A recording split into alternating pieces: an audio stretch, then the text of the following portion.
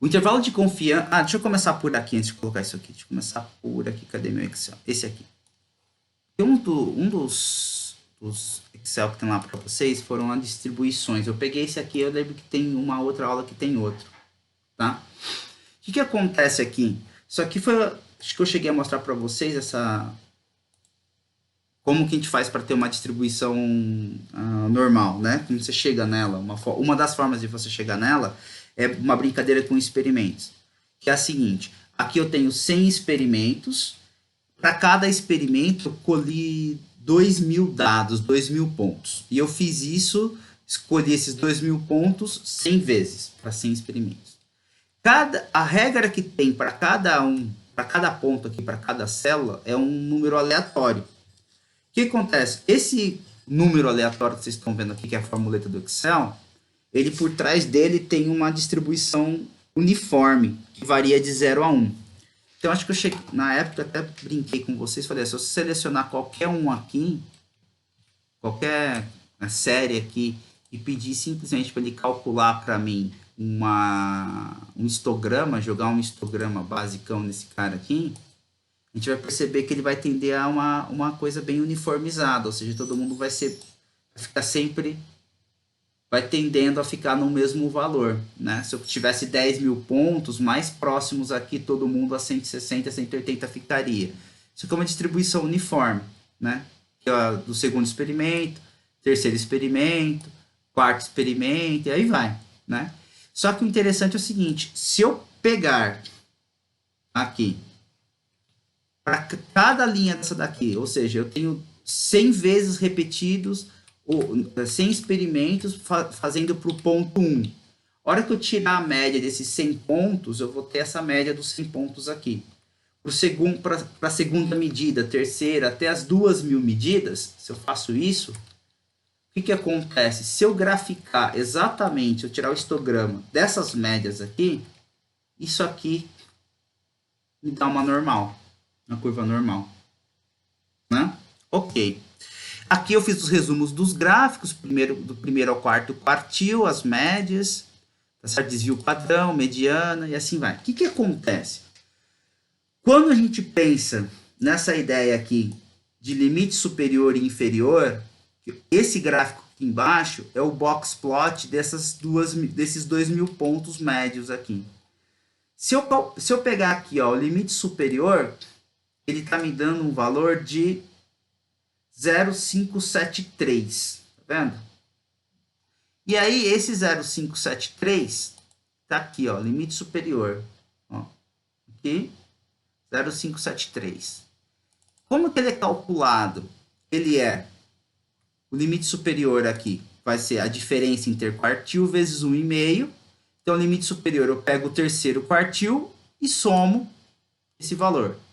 O limite inferior, eu pego o primeiro quartil e subtraio esse valor, que é exatamente essa formuleta aqui, né? Isso casa bem, fica direitinho, tanto que o tamanho das perninhas aqui são similares para os dois, quando você tem um Gauss bonitinho aqui. Quando você tem distribuições assimétricas, como vocês têm aí para cada ano de venda, são distribuições assimétricas, tanto que se a hora que vocês levantam o box plot, não fica a média bonitinha no meio, junto com a mediana, e né? Isso aqui acontece porque você tem a distribuição bem simétrica, você tem geralmente a média puxada para cima, principalmente devido aos outliers que você vai ter, que são muito grandes, ele puxa esse cara para cima. Isso daqui que acontece, essa regrinha aqui, ela não funciona lá, porque essa regra vai funcionar legal quando você tem gaussiano. Mas por que usa bastante? Porque daí tem um teorema, chama Teorema do Limite Central, um nome bonito, tá? Nome e sobrenome, Teorema do Limite Central. Que o conceito dele é assim, ó. Quando você pode ter qualquer distribuição, qualquer tipo. Tá? Tem uma das simulações que está lá, eu coloco mais 3 tipos de distribuição fazendo o mesmo conceito aí. Quando você pega as distribuições para vários experimentos, a regra interna é independente da regra interna, não depende da regra interna. Quando você tirar a média dos valores, essas médias chegam numa normal.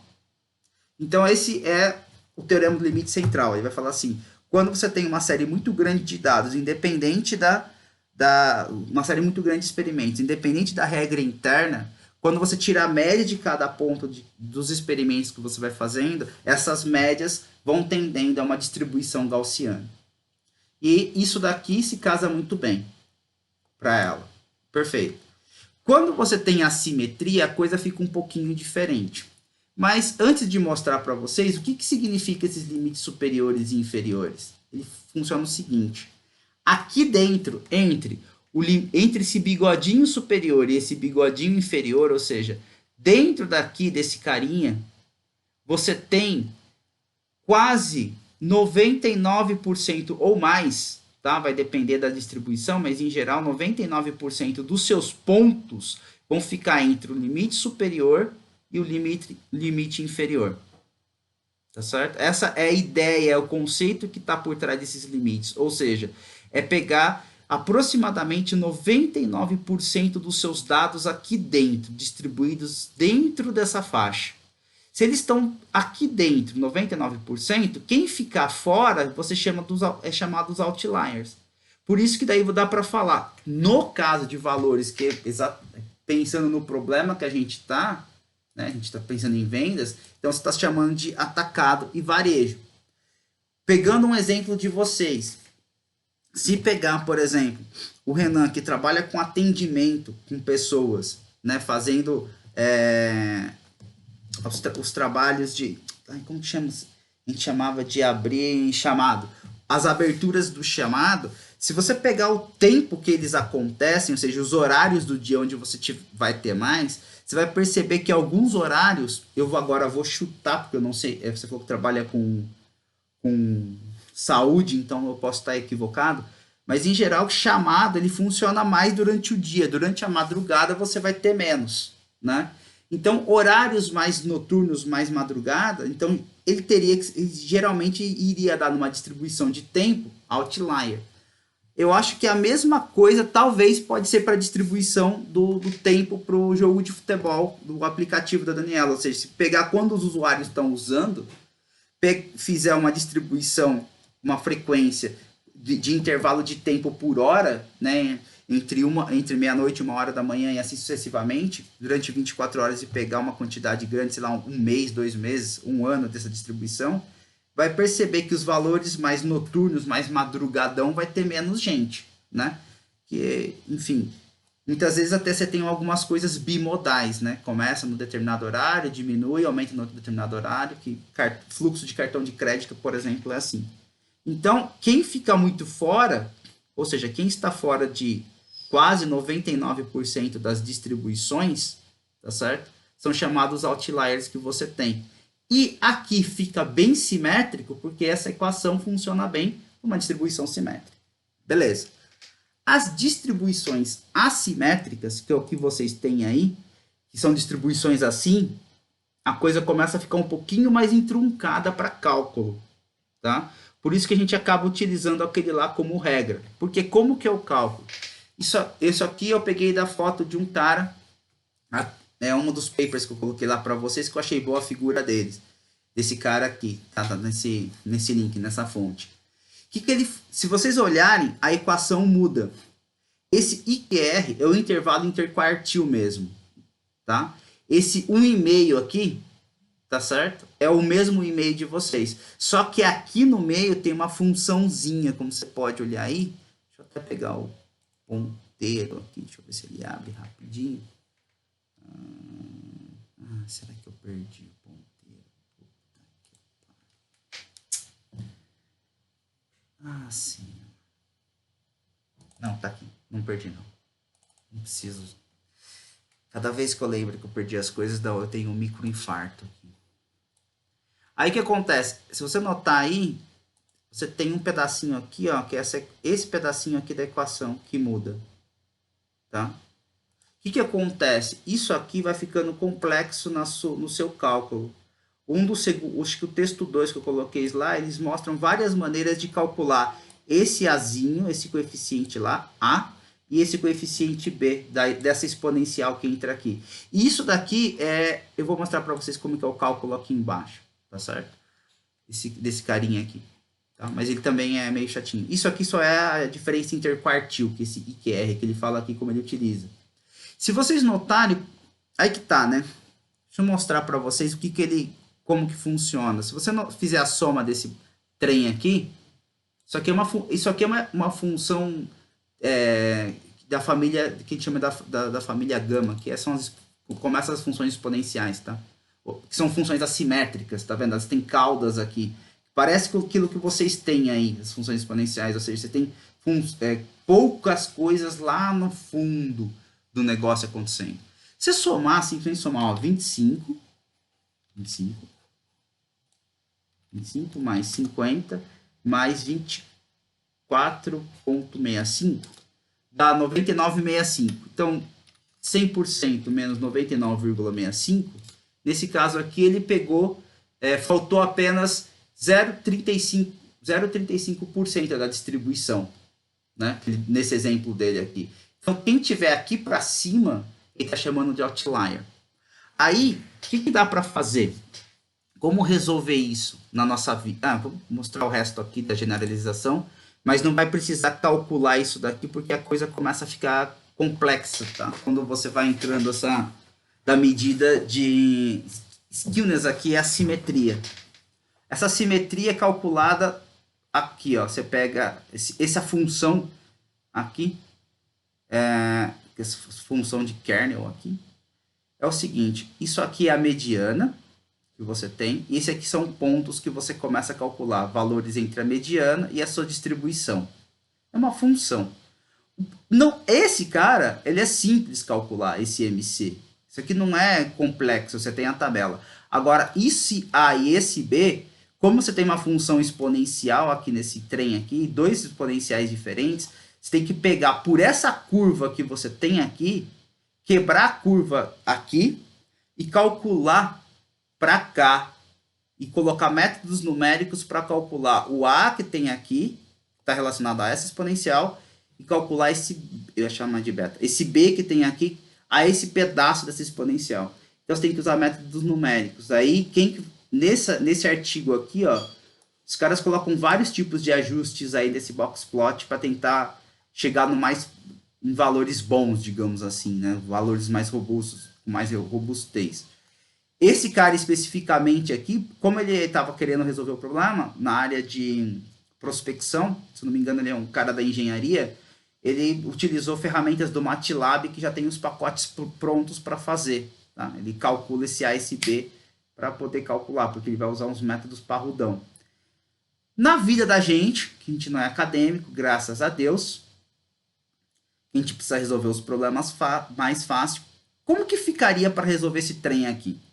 Aí que entra, deixa eu pegar aqui, deixa eu ver se eu tenho, se eu não perdi. Vou começar a chorar aqui. Deixa eu ver se isso aqui tá aqui.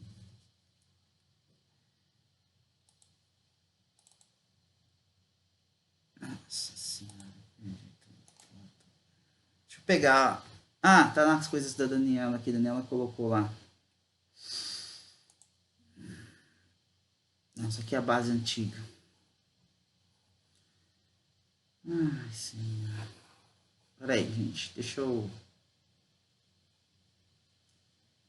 Vocês estão aí ainda? Estão aí. Deixa eu pegar a base de vocês. A base que a Dani forneceu pra gente semana passada. Vou pegar aqui no portal. Pera lá.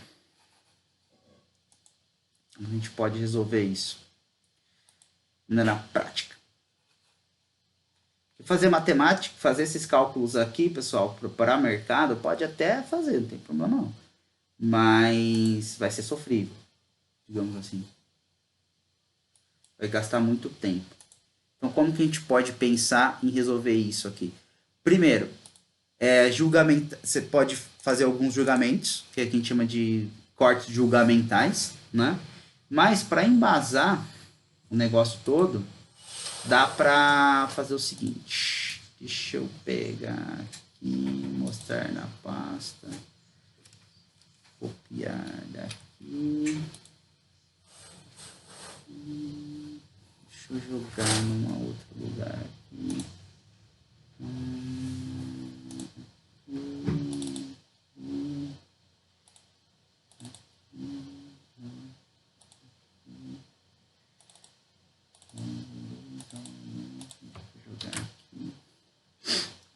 Copiou para cá. Abrir.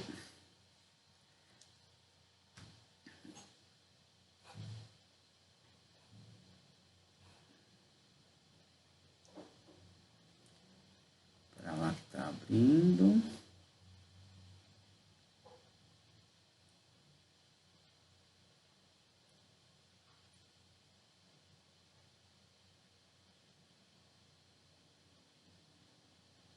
Pronto. Aqui, que a gente estava trabalhando aula passada. Tem uma... Eita ferro. O que ele tá fazendo?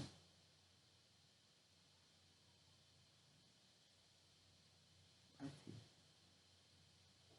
Ah, tá. Tava só habilitando. Beleza. Não chorou tanto. O que acontece aqui? Vou pegar aqui uma base de 2005 que eu cliquei aqui primeiro. A gente está trabalhando com esse preço de registro aqui, né? Então acontece assim, ó.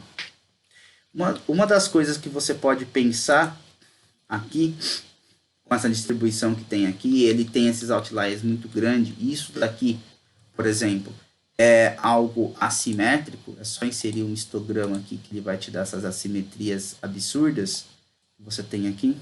Aí. Tá vendo? Ele é assimétrico, bem parecido com... Ainda ele é bem mais exponencial que aquele outro amigo. Uma forma que você tem para rápido para fazer aqui é pensar assim, ó. Tem uma definição que a gente chama de percentil, tá? A gente chama de percentil. O que é o percentil? Então, por exemplo, o quartil 1, que equivale a 25% da distribuição organizada do menor para o maior, onde você pega 25% da distribuição, esse cara é conhecido como percentil 25. Se você pegar o quartil 2, que é conhecido como mediana, que você pega 50% da distribuição, isso aqui é conhecido como percentil 50. Então, você pode falar em percentil 30, que seria o ponto onde você tem até 30% da sua distribuição. Você pode falar em percentil 1. É o ponto onde você tem 1% da sua distribuição. Da mesma forma, você pode falar o percentil 99. É o ponto onde você tem 99% da distribuição. Então, se você tem esse percentil, se a gente pode pensar dessa forma, a gente pode falar assim, tá. Olhando aqui, ele chegou a 99,65. E se eu falar assim, beleza, eu quero os pontos onde eu tenha 99% da minha distribuição.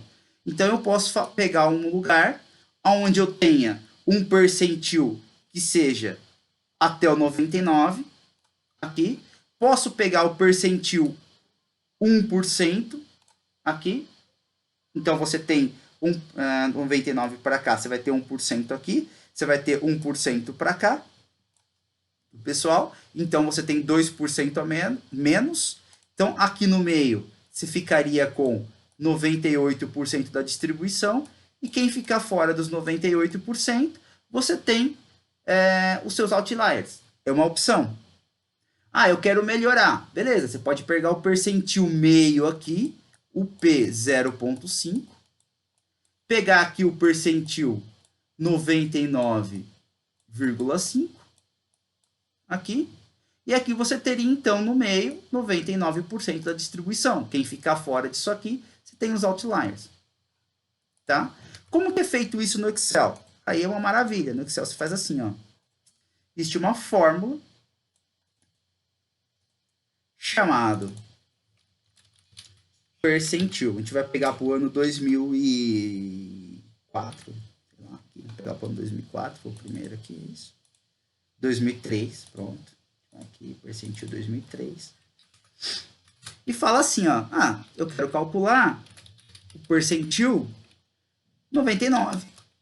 Então, no Excel, nada mais é que a fórmula percentil, inclusive o valor que você achar. Então, a fórmula é até essa. Qual que é a matriz? Ah, a matriz é os meus valores. Então, vem aqui, peguei. São esses caras aqui. Peguei os valores, são esses. Qual que é o percentil que eu quero? É 0,99, porque esse K que você vai indicar o percentil para ele, ele varia de 0 até 1, com os decimais da vida toda aí, tá certo? Então 0,01 e assim vai. Se é 0,99, que é 99%, 0,99. Pronto. Esse aqui para o ano de 2003 é o percentil 99. Todo mundo que ficar acima desse cara, quem ficar acima desse valor é o outlier. Tá certo? Então, a gente chegou no número 30867. 30867. Então, a gente vai falar assim, ó. Aqui a gente vem esse cara aqui.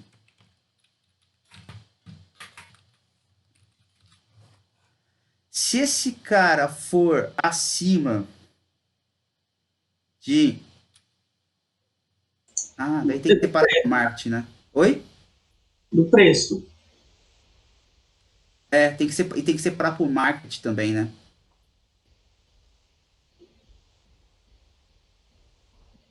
Não é isso? É que você separou. Você já fez separação por marketing também. Uhum. Eu esqueci disso. Tem que separar por marketing. Foi mal. Tem razão. Aqui. Tem que separar pro S e pro D. Tá? Pra mesma coisa, perdão. Mas a fórmula é esse trenzinho aqui, esse carinha aqui. Se você falar assim, ah, esse aqui é o percentil 99, o ponto 99. Então quem fica acima? E se você pegar o percentil 1, que é 1%, você vai utilizar a mesma coisa que esse aqui, colocando para o marketing que você quer, só que aqui você vai colocar 0,1 aqui e no caso aqui é 0. Quem ficar abaixo desse valor seria o outlier negativo. Tá certo? Se você pensar dessa forma. Então você consegue resolver por percentil o seu problema. Por que dá para fazer isso? Porque a ideia desses limites é conseguir pegar a maior quantidade de pessoas possível aqui dentro. Então, se você consegue pegar a maior quantidade de pessoas aqui, pelo próprio conceito que você tem para pegar esse pessoal, você usa o conceito de percentil. Por quê? Porque esse ponto que essa infeliz fórmula desgraçada está mostrando para vocês é um ponto de percentil que você vai encontrar aqui. Quando você encontra lá o limite superior, você está encontrando o percentil quase próximo a 100%, 99 e qualquer coisa. No caso, esse cara aqui encontrou 99,65 de percentil que você tem aqui. Entendeu? É esse que você está fazendo aqui. Então, você pode olhar a sua abençoada curva, que são essas curvas abençoadas aqui, que são essas curvas assimétricas. Onde o tio Lucas pôs? Era 2004? Aqui. São essas curvas assimétricas. E falar assim, cara, quem que me dá... Ó, que nem... Se eu pegar lá, fazer uma brincadeira aqui para 2005, tá vendo? Vou voltar aqui rapidinho. Vou fazer para... Peguei 2009, eu já estou mais louco que o Batman aqui, né? Falei 2003 e peguei 2009. Deixa eu pegar aqui para 2005, só para a gente fazer esse mesmo carinha aqui. Vou pegar aqui, ó. Peguei. O valor é 327,95, certo? Ó, 2005. 327,95. O intervalo que ele tá pegando aí, ó, 32795. É aqui, ó. Tá vendo? Tá aqui dentro. Desse intervalo aqui. Exatamente. Aqui, ó. 3... Não, é esse aqui, né? 3, 2... Nenhum dos dois tá aqui no meio, infeliz. É que tem tanto intervalo aqui que eu não tô conseguindo achar. Pera aí. Deixa eu ver se eu consigo ampliar esse negócio aqui. Pra aparecer o intervalo aqui. Tem muita gente aqui.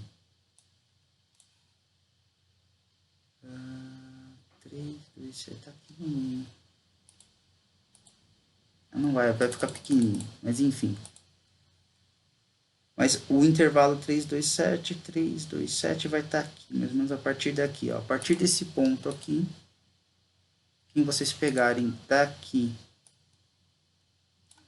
para cá, seria o seu outlier.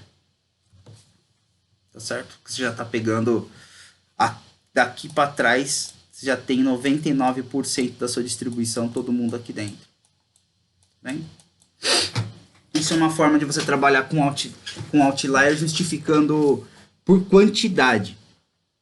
Tá? Essa é a justificativa por quantidade. 1, 2, 3, porque ele está simplesmente fazendo frequência.